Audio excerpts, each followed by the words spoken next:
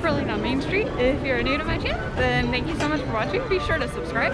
And if you're not new, then thank you so much. I really appreciate every single one of you that watch my videos. Today, I'm at Universal Orlando. So, it's early admission. I'm here. It's 9:08. It was a lot quicker going through security and going through the lines than it has been. This is the first weekend of November, so I don't know with Halloween being done if things are a little less crowded. We'll see throughout the day. But I'm headed back to Hogsmeade to ride Hagrid's. There's a few reasons why I came today. One, more Christmas decorations are up. If you want to see my last video, Seuss Landing was decorated for Christmas, and I'll show you all more of that today too. But also, I know like Hogsmeade has been decorated in a lot more areas. Also, hot Butterbeer is back. I've only ever ridden Universal in the summer, so I've never had a chance to try hot Butterbeer, so I'm very excited to give that a try. And then they also have a new annual pass holder magnet and button that I'm hoping to get. So it's gonna be a fun day. The weather is pretty great. It's gonna be a good day. All right, so the line for Hagrid starts way back in Lost Continent. This is the longest I've seen. They said 2.5 hours, but I don't believe that. It looks like Christmas in Hogsmeade. It's also been about a 10-minute wait.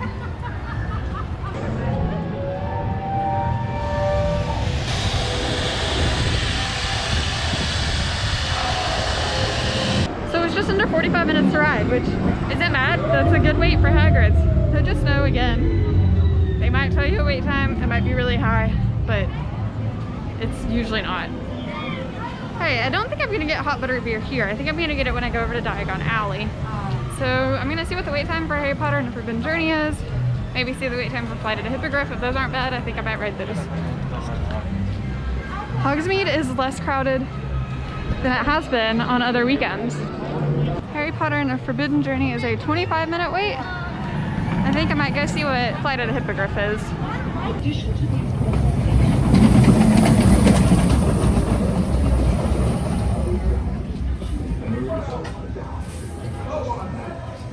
Yeah, there's nobody in this queue. It is walk on, basically.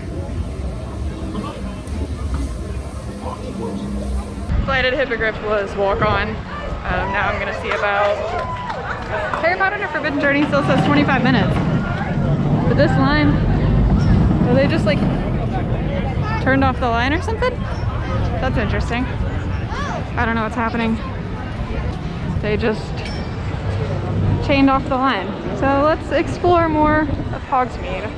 All the Christmas decorations up. So there's garland everywhere.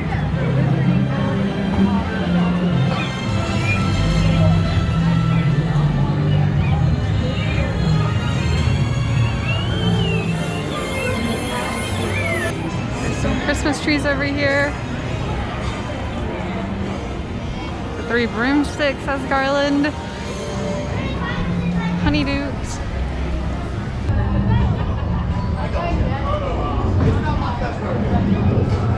King Julian's out here dancing.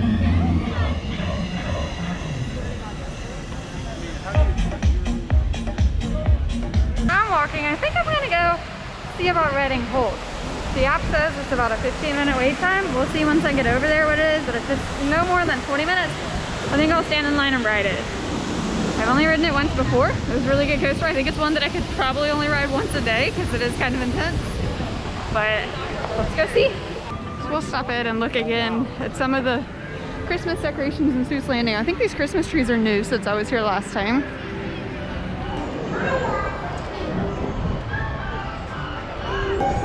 There's really not many people over here on Seuss Landing.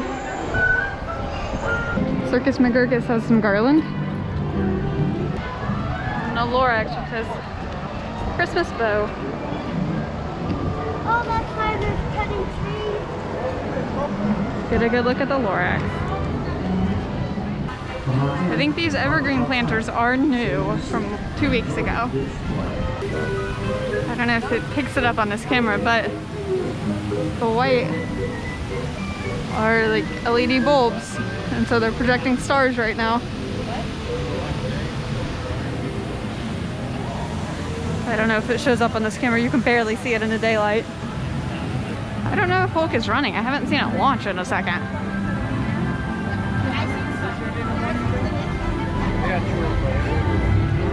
I lied. There he goes.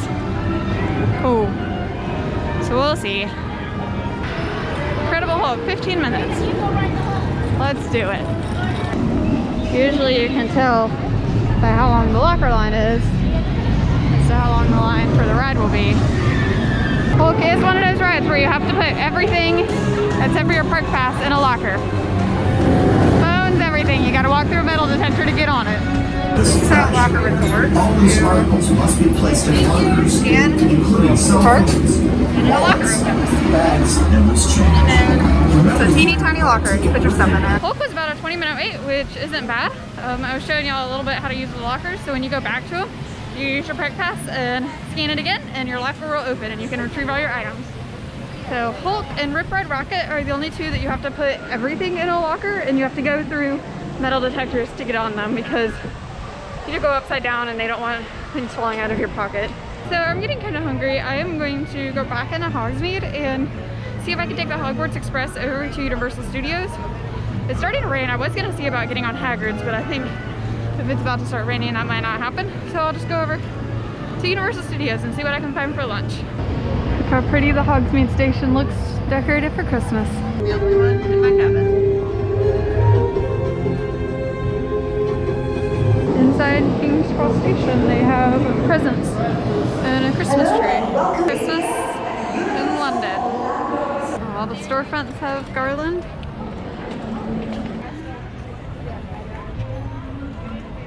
It's looking very festive. The fact that it's 80 degrees does not help any.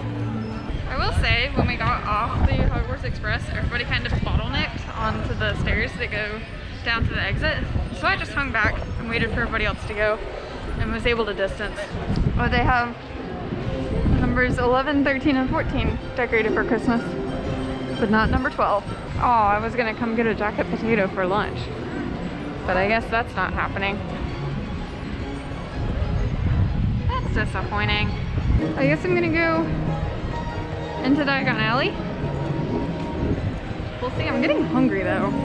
So plan is I'm gonna go over to Mel's Drive-In and get a hamburger before I go in Diagon Alley and try some hot butterbeer. There are Christmas trees over by King's Cross. Oh, and even more. Very neat. So I'm here at Mel's Drive-In and Scooby and the gang are right behind me.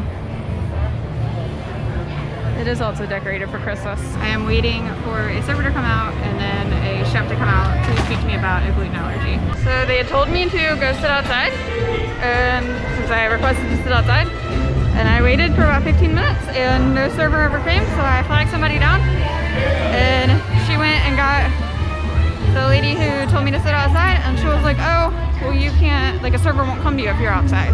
And so the only way to get an allergy order is to sit inside, which I really don't want to do because that's kind of a small restaurant. So I'm just gonna go get some hot butterbeer from Diagon Alley and then go to Disney Springs where I know I can eat.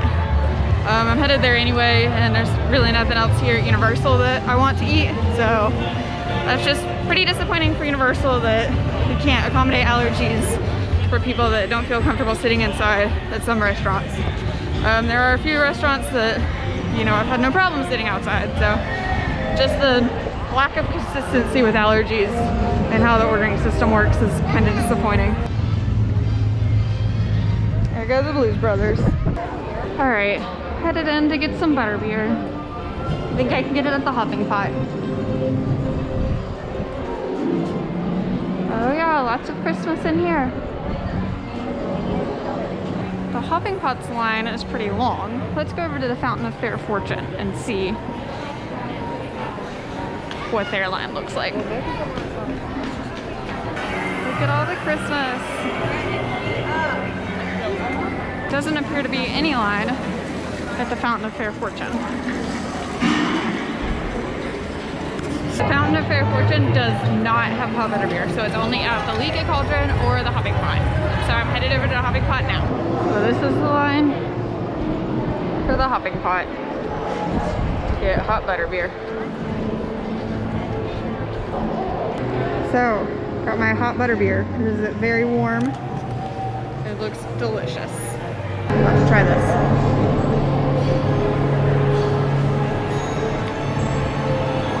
Oh, that's really good. So the foam on top is the same, and it's like that butterscotch type foam, but then